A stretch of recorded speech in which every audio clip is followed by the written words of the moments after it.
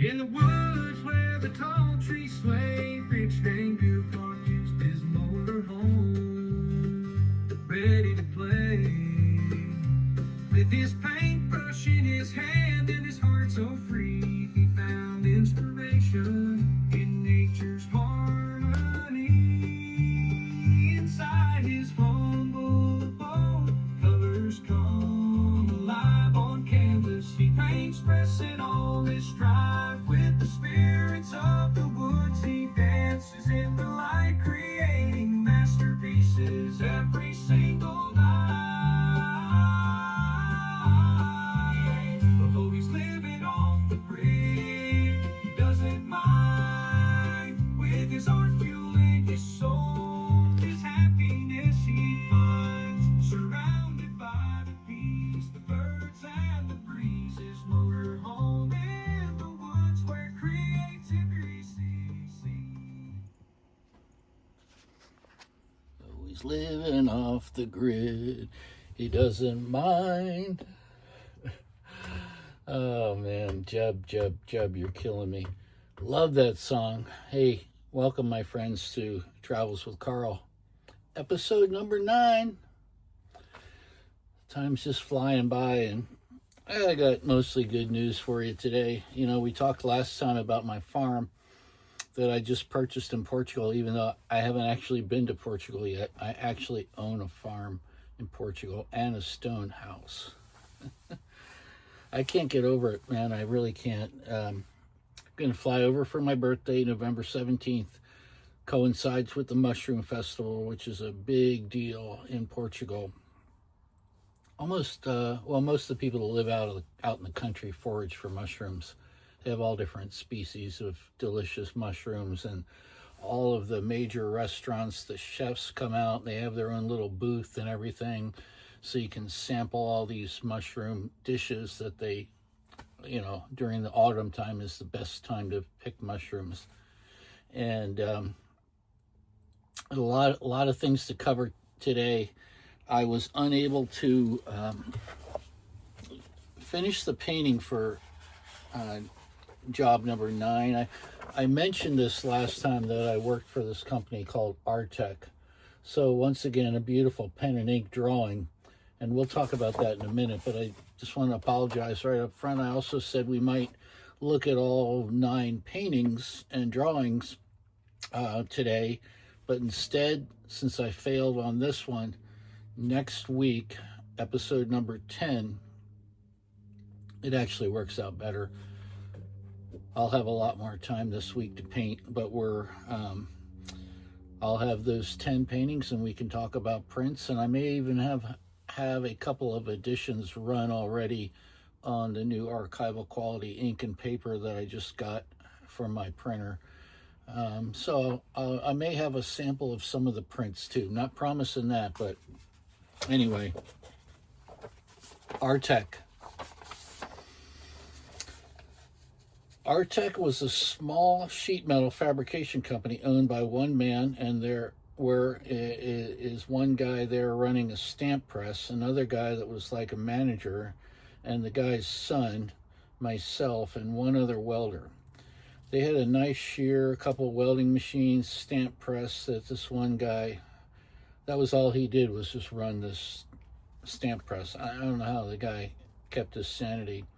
It's an insanely boring, monotonous job. We also had 2 forklifts and a bunch of cool equipment. I have coal equipment. You know, as you know, if you watched my other episodes, I was using a dictation thing 4.5 years ago. That was shit, and it's just hilarious, you know, how bad it was. I remember that the owner's son had a really nice 911 Porsche that he got a screaming good deal on. And they were nice people, so I enjoyed working there. One day, here we go, this is what the painting, one day I had to take the manager's truck somewhere. This is a big white Ford F-150. And I forgot where I was going, but I was either picking something up or dropping it off or whatever for the shop. But I was going too fast, and I jammed on the brakes at a red light in town, and a 45 caliber handgun slid out from underneath the front seat and hit me in my ankle, as well as a good sized bottle of White Cross, which at that time they were like a pharmaceutical speed, but you could get a prescription for them. It rolled out from underneath the seat and hit me in the ankles. I just slid them both back underneath the seat. I never said anything to anybody about it. We should make all kinds of stuff we do. We made parts for inside jet engines and you name it. We had some production work and some custom work. We made like vents for roofing and all kinds of custom built sinks and troughs and trays, exhaust hoods. Just like anything you could make out of sheet metal, we made it aluminum, stainless steel, and so we did it almost all MIG and TIG welding. MIG and TIG welding. We had a plasma torch also, which was the first time I ever got to use one of those. Badass tool if you ever get a chance to try one of those. Basically, it's like an electronic cutting torch, and it'll cut through non-ferrous metals too.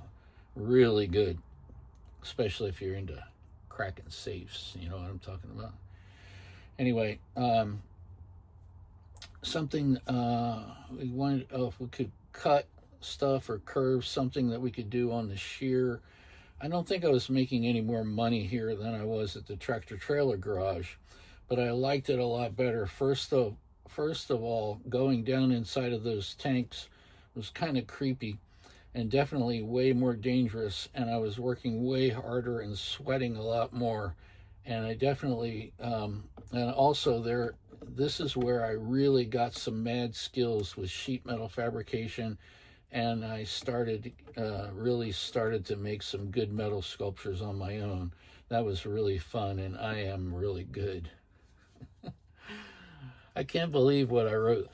I don't know if you remember this, but I graduated from Pacific Northwest College of Art. I'm wearing the shirt today.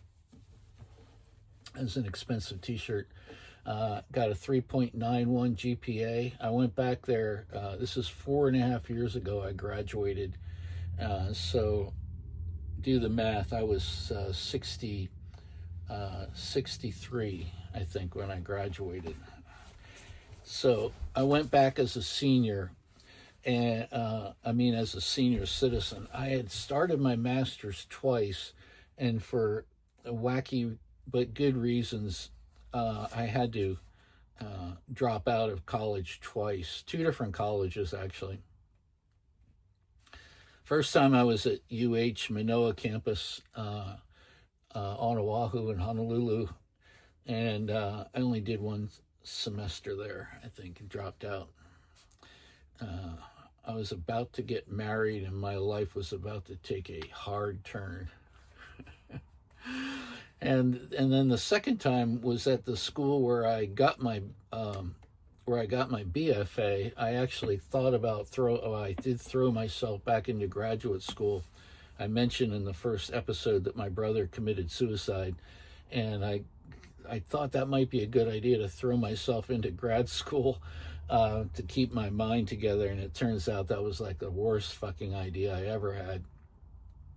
Dropped out, moved to Hawaii. We'll cover that later, but just wanted to put that into perspective. So I finished my master's degree. I got an MFA in printmaking and bookmaking. So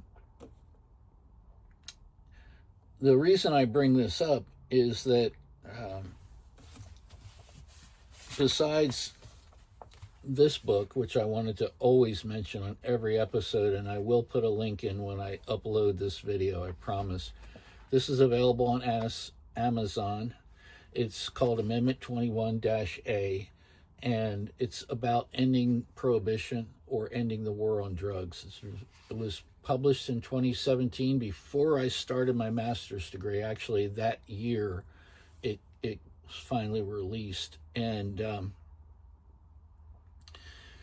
So ended up doing my thesis on the same topic, but I wanted to write a different book.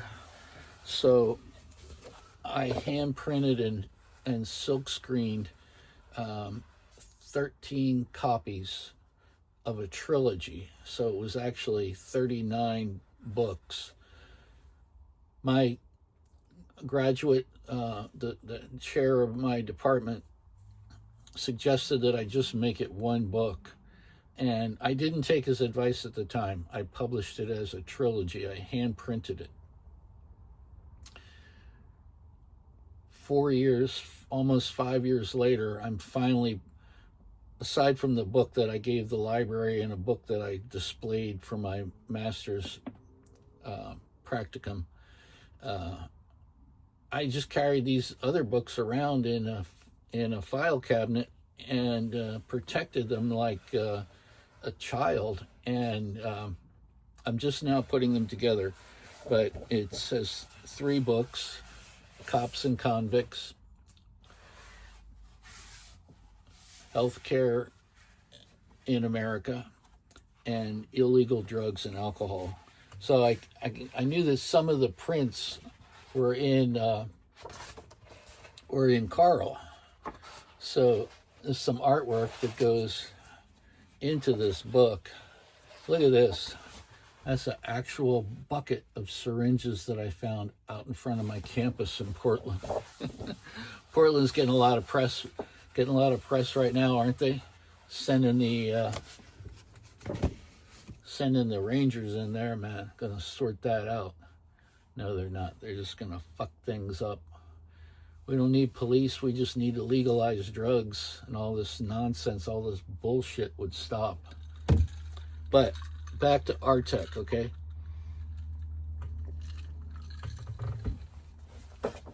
And don't worry, these stories are getting tossed out. I mean, I may save it just for posterity, but here's the drawing. This is going to be a good painting. On the floor there, you see the bottle of White Crosses and the 45. And we're parked in front of Artec, and you can see this is like an exploded view, is what I call it, where most of the truck is missing, but you're looking down inside the cabin of the truck. You can see the windows and some of the upholstery and the steering wheel and the door jamb. Anyway, I like drawing a lot, and in fact, all of my paintings start as drawings. Now, that's not true for everybody. Some people just paint. They do no drawing at all. They just go right into the painting. I don't like that for myself. Anyway, I'll have that painted next time when we do episode number 10, and we'll look at all of the first 10 paintings. I'll try and do a print of a couple of them so you can look at the quality of the print. And like I said, the prints are going to be $100 a pop, $500 for the originals. And the book, A21-A, is available on Amazon for $20. They'll send it right to your house if you're a Prime member. No shipping. Okay, that's job number 10. Job number 9. The story. I plugged my book. I'm going to take a break. I'm drinking a seltzer water and iced tea right now. And obviously, we're back in Carl. There's 2 motorhomes in this parking lot. And there's the other one. It's a Sunseeker, okay? I never saw, since I've been here and we bought the house, Carl moved into this gated neighborhood, and we bought the house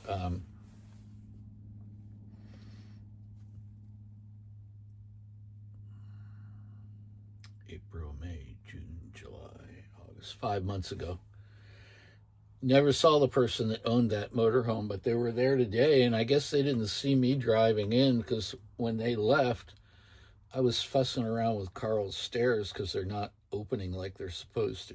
His electric stairs, two steps that pop out of the side of from underneath the the front door, or the side door rather, front door, pop out from underneath the door automatically when you open the door, and when you close the door, they retract. Something's funny with the switch. At first I thought it was a fuse, but it's not a fuse because I got them to open. Now they don't want to close, which is fine until me and Carl need to drive, because those steps got to be closed, or I'll just scrape them right off the first right-hand turn I make. Don't want to do that.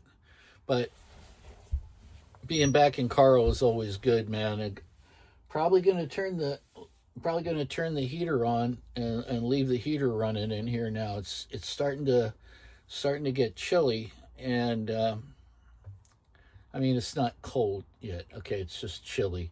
If I was living in here now, I would definitely have the heater on, but I just don't want Carl to get all damp and funky inside. You got to keep the heat on in these things, man, or they can get moldy and mildewy. And in fact, I looked at a bunch of motorhomes before I bought Carl.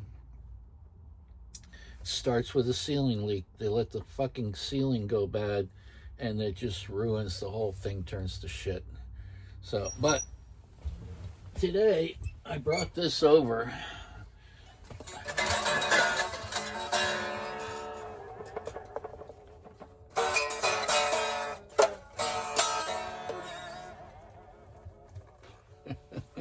This is going to be Carl's hood ornament. I decided it's an old Fender Starcaster. It's a piece of shit guitar. It's like $100 guitar. But Carl needs a hood ornament. And at first I thought I might make it like a turn signal. You know, like it would point whichever way we were turning. But I decided that's way too much fucking work. And I'm just going to mount it like this, sideways. So if people walk by when it's parked, they can strum it. You know, when bugs hit it, rocks fly up off the ground and hit it, it'll maybe hit a string or something. I'll get lucky. Be kind of fun. You know, it's all about the conversation, man. So I'm not going to mount that today, but I just brought it back. It was in Carl along with my other real guitars, but I'm going to leave it here today and take a couple more things back. Like you can see, this is what's left. I got some shit over there, a lot of blankets and towels and stuff on the bed, toaster. There's a couple of books left up in there. Still haven't, you know, every time I think I got it, I find more stuff in here. This is deceptive. You know, it's like a house. It's deceptive how much stuff you can pack away in there. And it'll just feel really good to have it for the first time ever completely empty. And then it'll make it really fun when I start painting the exterior. I'm going to trick out the inside too a little bit, upgrade it a little bit, you know, modernize it a little bit. The engine cover, which is right here, okay, I have never opened that from the inside yet.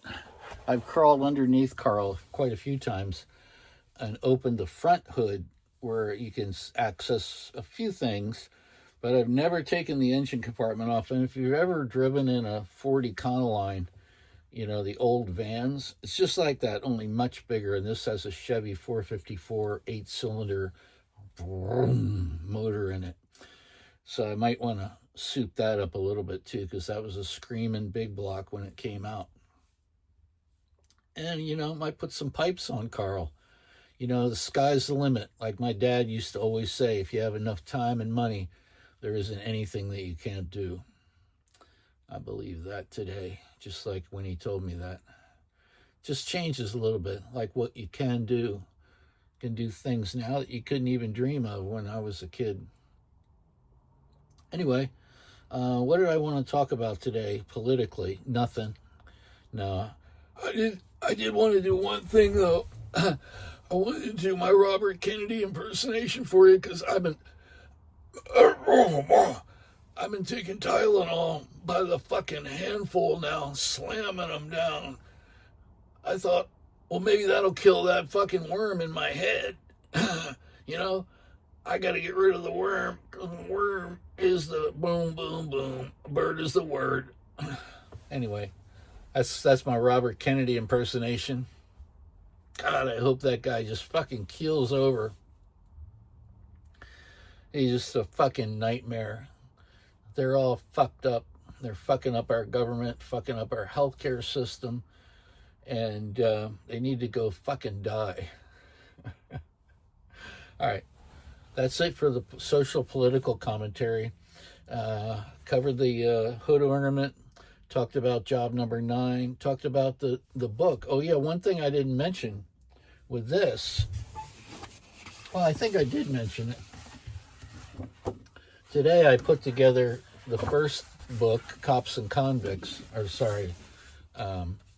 Illegal Drugs and Alcohol is the first book, or the first chapter now, because I'm combining it all into one book, and then Cops and Convicts, and then Healthcare in America. It's a lot different than Amendment 21-A, because Amendment 21-A has a preface, and then it has 8 short stories, which are all true stories from my life, and a painting for the preface, and 1 painting for each short story. So, it's pretty cool, man. And you just upload this to Amazon, and they publish it in a book, and then put it on in their book selection, and there's a good one right there. Look at that. That's a 3x4 foot painting.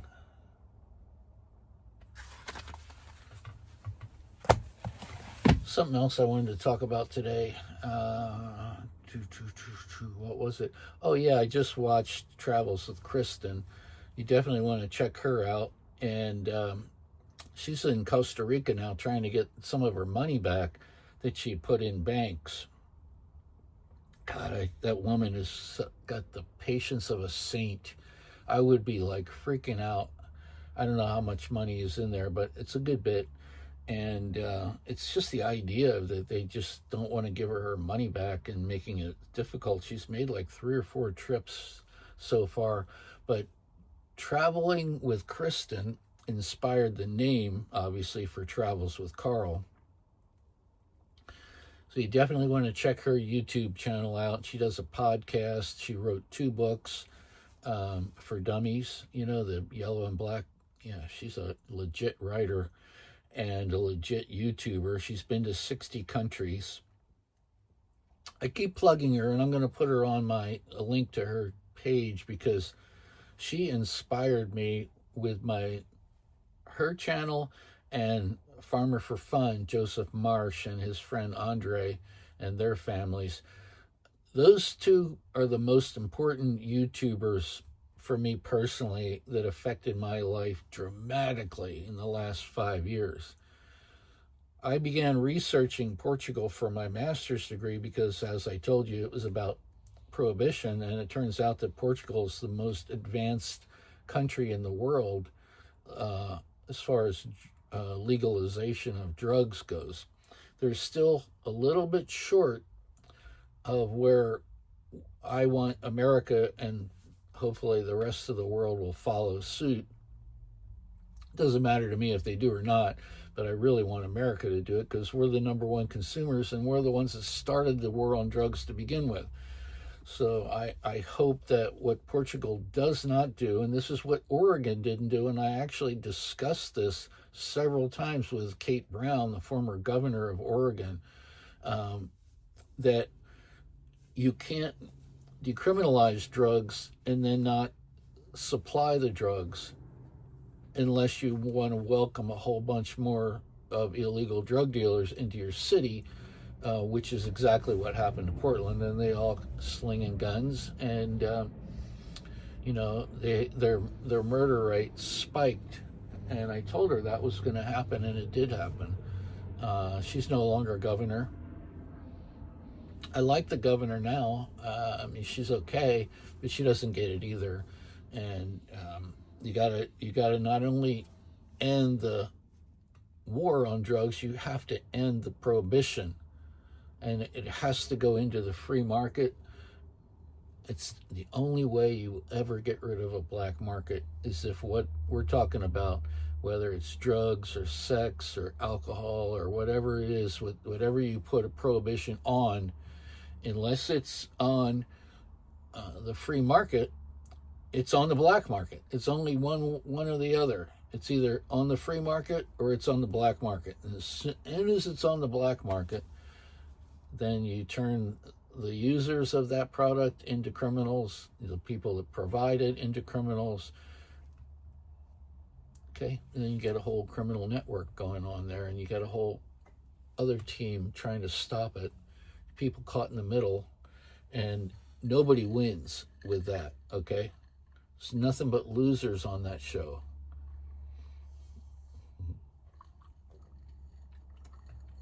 Oh, man.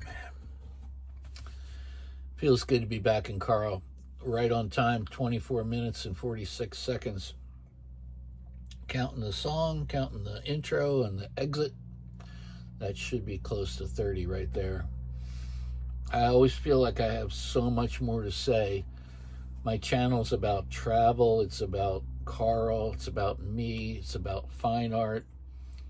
Cunard, if you're listening, Southwest Airlines, Grumbacher, Utrecht, anybody that wants to sponsor me, Sony, iPod, Apple, feel free to sponsor me, okay? Just shoot me an email. And if you're out there and you know how to YouTube and you know how to do social media and stuff and help me blow up this channel, I'd like to hire you, okay? Just shoot me a message, send me what you do, how much money you charge to do it, and we'll talk business, okay? That's it for right now. Just got to say I love you all. Thank you for watching my channel. Please like, subscribe, and ring that bell. But most of all, share my story, share my channel on your social media, okay? Because that's where I'll really get the big numbers. And that's it for today. I'll see you next week. Bye.